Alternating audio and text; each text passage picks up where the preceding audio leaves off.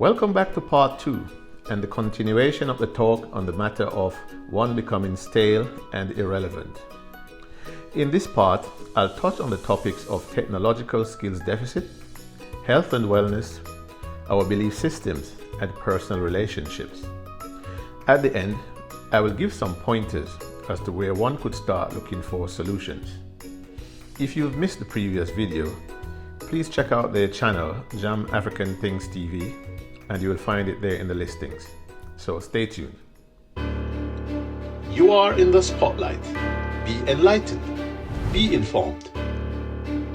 Click on the subscribe button and the notification bell if you're new around here, and you'll be kept up to date with the latest news and videos that are in the spotlight. It's only a logical conclusion where if you ignore technological developments, you're likely to fall into a skills deficit, which would put you at a great disadvantage.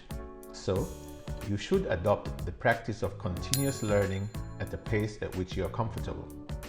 Reprogram and retrain yourself, especially in technological skills, or risk becoming less than useful in this modern age. Let me quickly address the issue of technological skills deficit. Some of us have become too comfortable and not noticed the rapid rise in technological developments. And so, when employers upgrade their processes and equipment, some of us are not ready or even capable of handling the changes. People should make it a part of a plan to do periodic technological awareness audits of themselves and enroll in some of the many offerings of relevant training courses.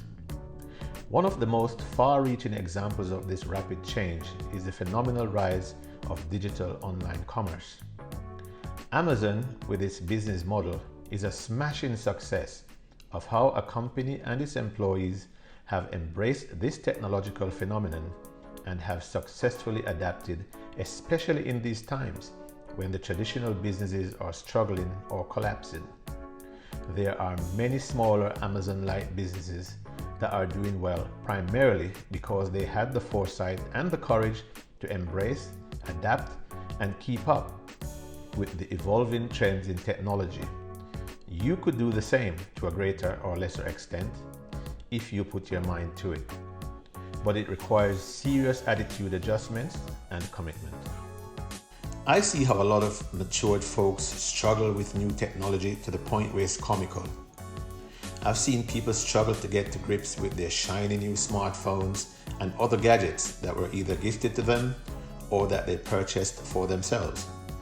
The majority of them have not even begun to utilize even a tiny fraction of the productive capabilities of the devices that they presently own. I remember a very funny European video where a woman gifted her elderly father a brand new iPad, but he was so clueless about the thing and its uses. When she inquired about the device and how it was being used, she was horrified to discover that the old codger was using the iPad's smooth glass screen as a cutting board as she watched him place the electronic device in the dishwasher. Health and wellness is a touchstone topic for most of us nowadays because we are now seeing and hearing of our mates dying around us, and this scared the living daylights out of a lot of us. But there's no need to fear something that is promised to all of us, whether we subscribe or not to any particular religious beliefs. So let's get this out of the way. None of us are getting out of this alive. So with that firmly established, I think the focus should be on what kind of exit we make and in what style we march towards the exit. The difficulties brought about by the virus pandemic and all of the elements that I've just mentioned are manageable, but they require due care and attention. One of the quickest ways of tackling these issues is to identify someone who is currently dealing with situations similar to ours, but doing it successfully. Find this person or group of people and emulate them and learn from them. Just know that there is no shortcut or any way to avoid investing in ourselves through training and retraining. But whatever we do, we need to quickly figure out just how we could ride out our storms and arrive at our unknown destinations but with our wings much stronger and intact. Many of us probably subscribe to a system of belief, religious or otherwise, which guides us to believe that the storm is not a random event, but rather the manifestation of the benevolence or wrath of a supreme power that ultimately knows what is best for each one of us. It is said that the birds and other creatures instinctively acknowledge and submit to the will of this power, and so they are likely to move in harmony with the push or pull of the storm, rather than fight against it. We as humans would do well to emulate this type of submission. I want to touch briefly on the issue of personal relationships. Believe it or not, but we can become stale in our relationships as well. A lot of us, especially men, can become set in our ways under the guise of if it isn't broke, don't fix it. I'm particularly among the guilty in this regard, so it takes me longer to upgrade my wardrobe. I take a kind of warped pride in wearing clothing that were purchased 10 to 15 years ago. After all, they're still in good condition. Never mind that a once bright yellow shirt is now being worn and passed off as beige or cream. Yes, it's that bad.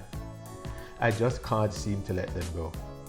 But I promised myself to start doing so, especially now that I'm addressing others on this matter. Most of the times our partners see this about us and try to get us to make some improvements, but we foolishly resist.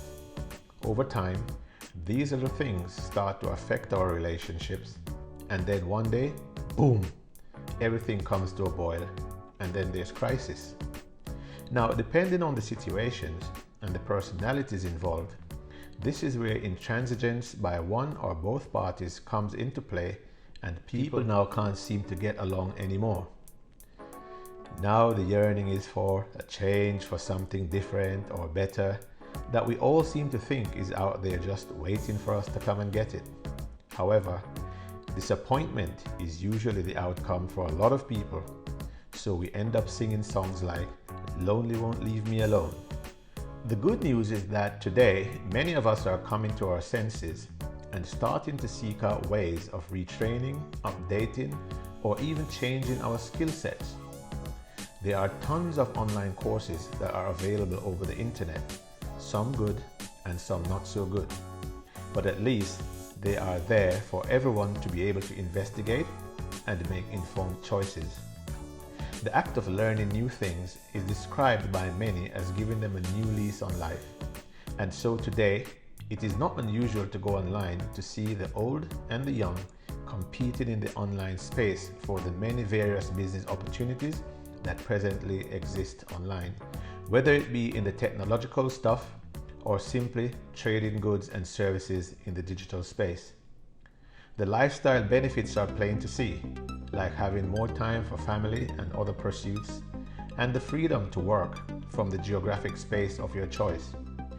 You could be among them too, if you act now.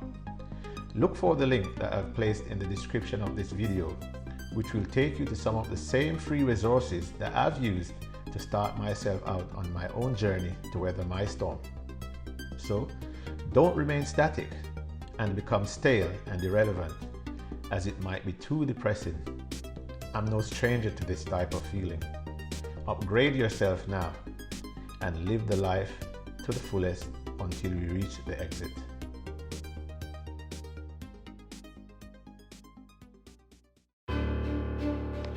Thank you for watching and listening. Please like and share this video and leave a comment in the comments section below. If you have not done so already, please subscribe to the channel for the latest updates by clicking on the subscribe button and the notification bell below.